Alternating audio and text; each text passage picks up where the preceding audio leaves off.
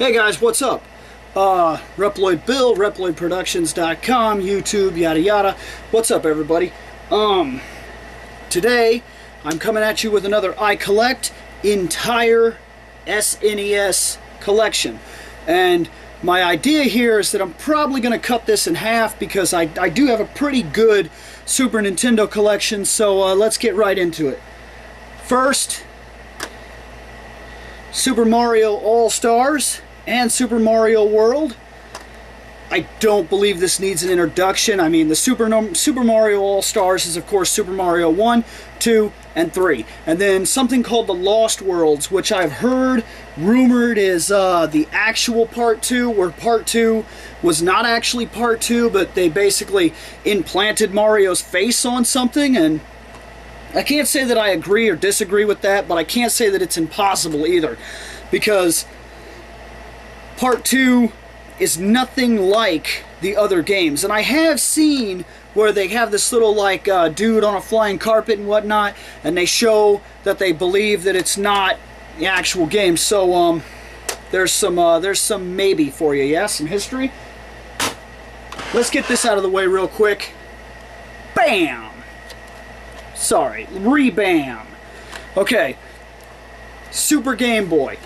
Anybody that didn't pick up a Super Game Boy, these things are cheap now. Super cheap now, and they're worth it. They're worth it. Every single second, they're worth it.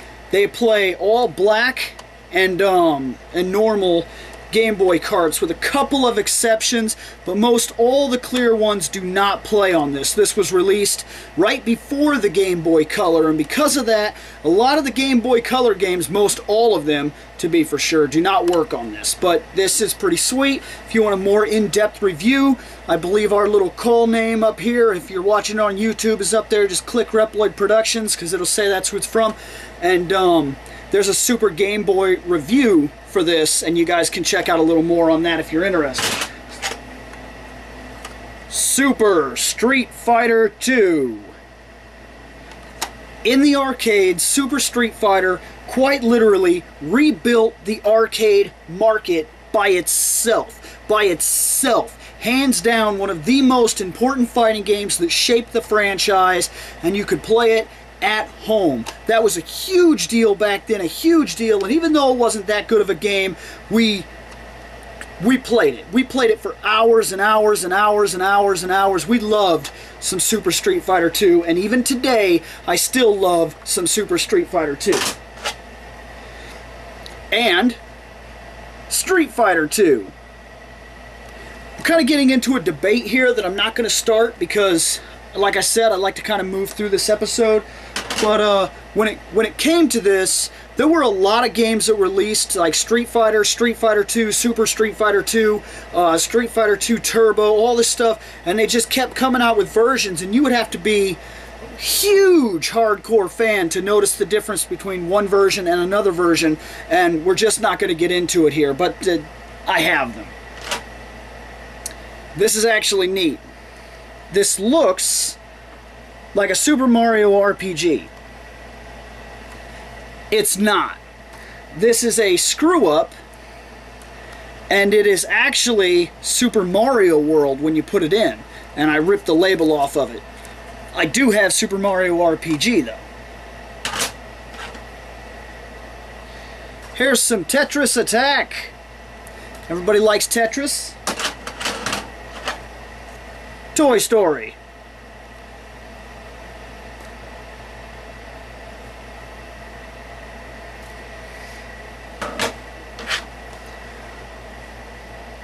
Turtles in Time! Let's get this out of the way right now.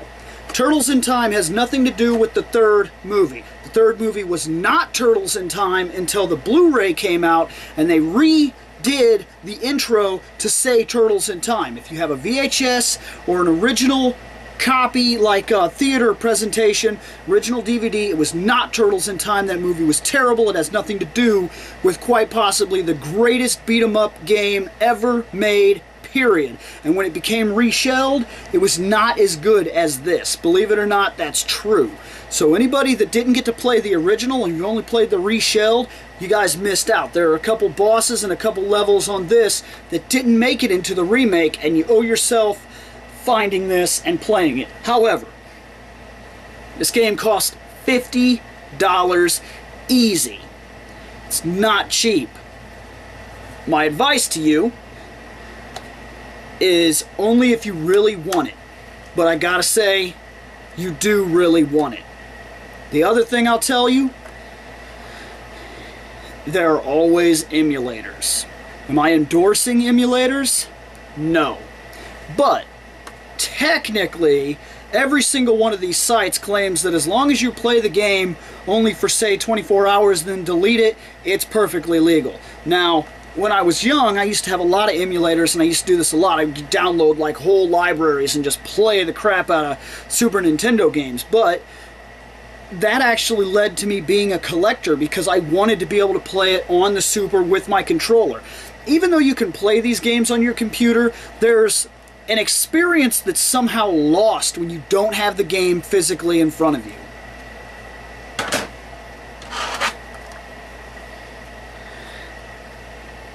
Bam! What's this game? This is Wanderers from the Wise 3.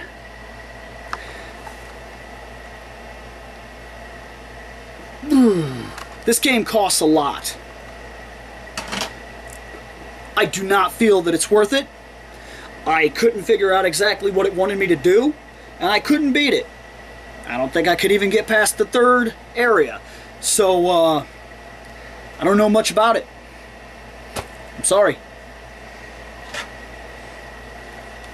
Super Mario Kart! Super Mario Kart, hands down, one of the best racing games they've ever made, period, on any system ever. Amazing game, amazing game, amazing game. Play that game. It's on the marketplace right now for the Wii, the Wii U. Go on there, get this game. You will not regret it. You'll spend hours on it playing it. It doesn't matter how old it is. This game defines classic. Kirby Superstar. Kirby's pretty cool. Like I said, it's one of those platformers that people will sometimes pass by because it looks cutesy. It's worth it. It's a pretty sweet game. I really think you guys would enjoy this game. Kirby's Dream Land 3. Still Kirby, still the same. It's just like Mario. You know what you're getting before you get into it. Killer Instinct. Killer Instinct was amazing. Looked amazing. Played amazing. Combos. Wicked, wicked combos. And if that wasn't enough, if it wasn't already sweet, right? There's something else this game did. Came with a soundtrack. That's right, the music on this thing was so good. The games came with a soundtrack and even like collector cards for every character. And just to stand out from the rest of the herd, black. Look, even Zelda came in your standard gray case. This thing is a classic from the case to the game. Mortal Kombat 2.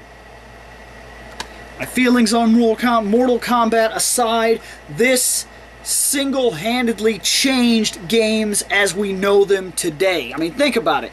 The ESRB, the game rating systems that came out, this pushed the forefront. This is what caused it. Mortal Kombat 1 kind of got that little like, ooh, you better do something. But by the time Mortal Kombat 2 came out, that rating system needed to be in place. People were freaking out about this game. And as you could tell, there's no rating. They was just like, Mortal Kombat 2, check it out. And when people checked it out, they freaked out. There was blood and super attacks and crazy like people hanging from trees and all kinds of wild stuff like Hadoom into the acid, and like you could throw them off and they fall into spikes. Like this desensitized my generation, okay? And it started with this. Mortal Kombat, the picking screen music. You haven't heard it, go check it out. It's fucking beating a doo doo doo doo doo doo doo doo doo. It's Monopoly. Needs no explanation. It's Monopoly. Mega Man 7. This game gets a lot of crap for being the first Super Nintendo Mega Man game, and people hate it. I don't know why. People hate it. They can't stand this game, and I don't really understand why they have such a problem with it. Just people hate Mega Man 7. Look, to me, it didn't feel that different from the other Mega Man games. It felt a little slower, and I think the graphics have something to do with that, but for what it's worth, it's Mega Man 7. It's part of the Mega Man franchise. I'd say check it out.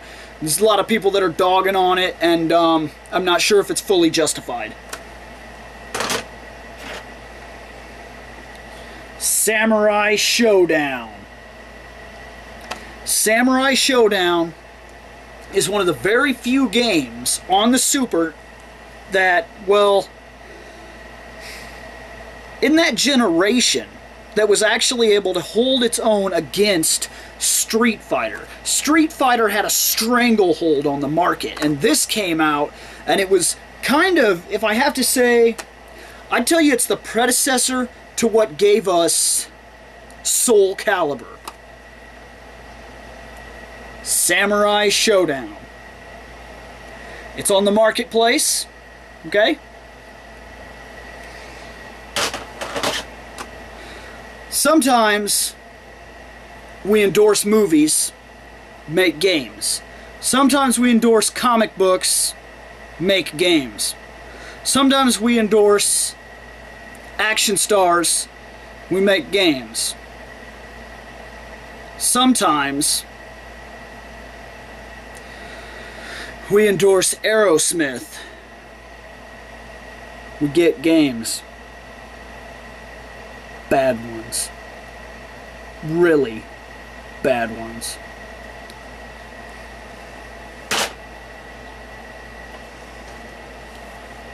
If you're about my age, for those of you that don't know, let's call my age 29. That's actually what it is.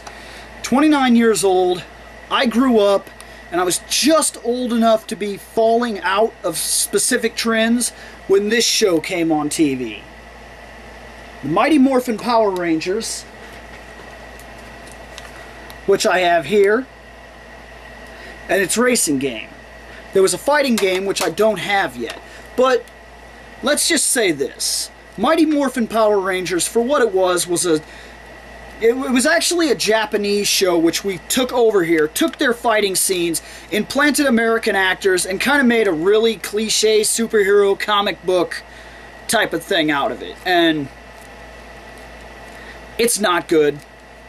I watched it on Netflix to try to fall back into my my nostalgia, and it's just not there. It was not a good series. Now, what can I say, though? There are some good things that came out of it. First off, it was action-packed, and it kind of gave me a love for martial arts films later on in life, because I was able to see some of the things that the Power Rangers did that felt gifted and martial arts-like, where other things that they did were obviously garbage. Now, to avoid getting into a giant thing on the Power Rangers, here's what I can say. Power Rangers was not a terrible, terrible show. We have seen worse shows. Street Sharks, Mighty Ducks, Toxic Avengers. Not talking the movies here, let's talk cartoons, okay? Now, when we're talking about stuff like this, we have to remember that it was a different time.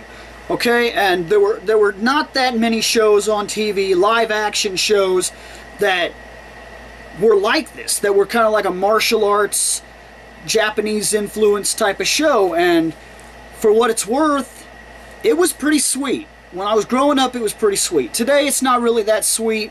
If I was to watch it on Netflix, I would skip every American part and go straight to the fight scenes and watch the Megazord fight, but For video games, they were pretty standard. You walked from the left to the right, you beat up monsters, you beat up enough monsters, you would get morphing power, then you could turn into the Ranger and you would be stronger.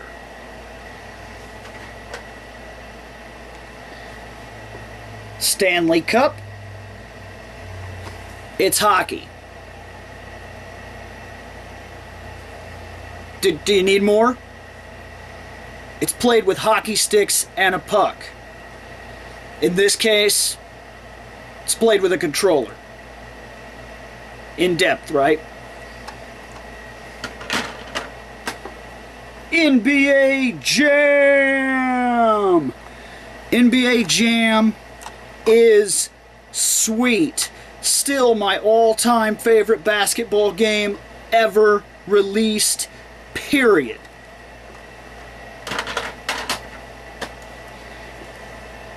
I'll hold off on this.